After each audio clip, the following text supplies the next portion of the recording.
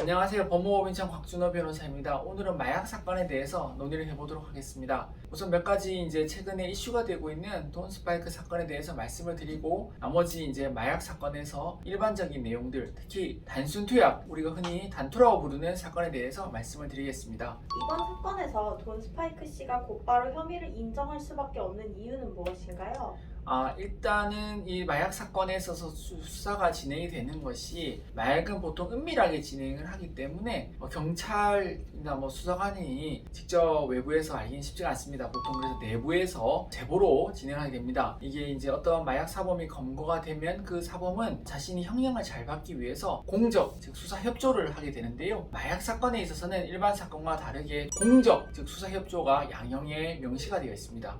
따라서 돈 스파이크 씨 같은 경우도 마약을 돈 스파이크 씨에게 팔았던 사람이라든지, 또는 같이 마약을 한 사람이 있다면 그분이 돈 스파이크 씨를 내려놓았을 것입니다. 그래서 수사가 시작이 되는 가능성이 매우 높죠.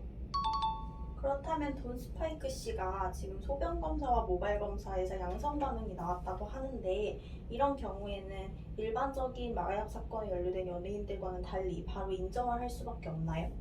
일반적으로 마약으로 검거가 되면 단순 투약의 경우에 있어서는 소변 검사와 마약에 대한 모발 검사를 진행하게 됩니다. 소변 검사는 간이 검사로 해서 바로 진행하자, 소변 검사부터 하자고 하게 되고요. 모발 검사는 검사 결과가 좀 천천히 나오지만 그만큼 정확하고 또 확인할 수 있는 기간도 길죠. 그래서 그거는 간이 검사는 아니고 나중에 국가수요를 통한 검사 결과를 받아봐야 되죠. 근데 이렇게 양성이 나오게 되면 분명히 불리하게 진행되는 것이 맞습니다. 왜냐면 누군가 본인에 대해서 저 사람이 마약을 할 것이다, 또는 내가 저 사람한테 마약을 줬다, 또는 내가 저 사람하고 마약을 같이 했다는 제보를 하게 되고, 그러한 제보에 대한 증거가 진술 증거가 하나 있게 되고요. 그 다음에 그 사람에 대해서 마약 검사를 했더니 실제로 양성 반응이 나왔다. 그러면 또 거기에 대한 과학적인 검사 결과가 증거로 되니까, 그래서 두 가지 증거가 있으므로 사실상 부인하는 것이 현실적으로는 거의 의미가 없다고 보여지죠. 그래서 아마 돈 스파이크 씨 같은 경우도 이러한 점을 판단하셔서 즉시 인정을 하게 된 것으로 보입니다.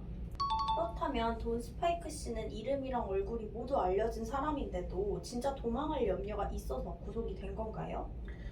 구속영장 발부사에 보면 도주할 우려라는 것이 있습니다. 도주할 우려가 있어서 영장을 발부한다, 또는 도주할 우려가 없으니까 영장을 기각한다, 이런 말이 있죠. 도주할 우려라는 것은 흔히들 말하는 도망간다 이런 염려가 있다는 것보다는 재판부에서 판단의 기준은 실질적으로는 어떤 걸 판단하냐면 유죄 가능성을 두고 판단합니다. 즉 이 사람에 대해서 유죄가 나오고 실형이 선고될 가능성이 있으면 영장에서 도주할 우려가 있다는 표현을 써서 영장을 발부하게 되는 것이죠. 근데 많이들 오해를 하셔가지고 저 사람 집도 있고 유명한 사람인데 어디를 도망가냐, 대한민국에서 어디 도망간단 말이냐, 근데 왜 영장을 발부하냐, 이렇게 생각하는 경우들이 종종 있죠. 따라서 판결문이나 구속영장의 결정 등에 대해서 도주의 우려가 있다는 표현은 실형 가능성으로 판단하는 것입니다. 필로폰 30g, 얼마나 많은 양인가요? 진짜 투약 1000회분의 용량인가요?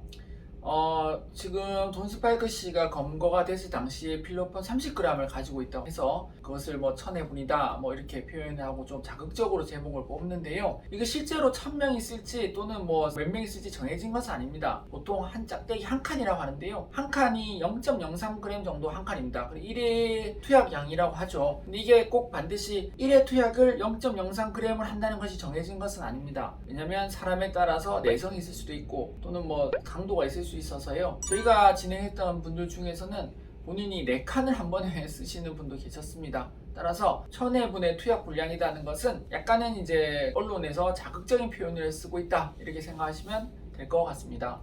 지금까지 요즘 언론의 유명한 사안을 토대로 마약 단순 투약 사건에 대해서 간략히 알아보았습니다. 그렇다면 단순 투약이 이렇게 수사가 진행이 되고 또 투약에 대해서 조사가 있다, 이런 걸 알았다면 단순 투약의 경우에는 앞으로 어떻게 해나갈지, 어떻게 헤쳐나갈지에 대해서도 이어서 말씀을 드리겠습니다. 감사합니다.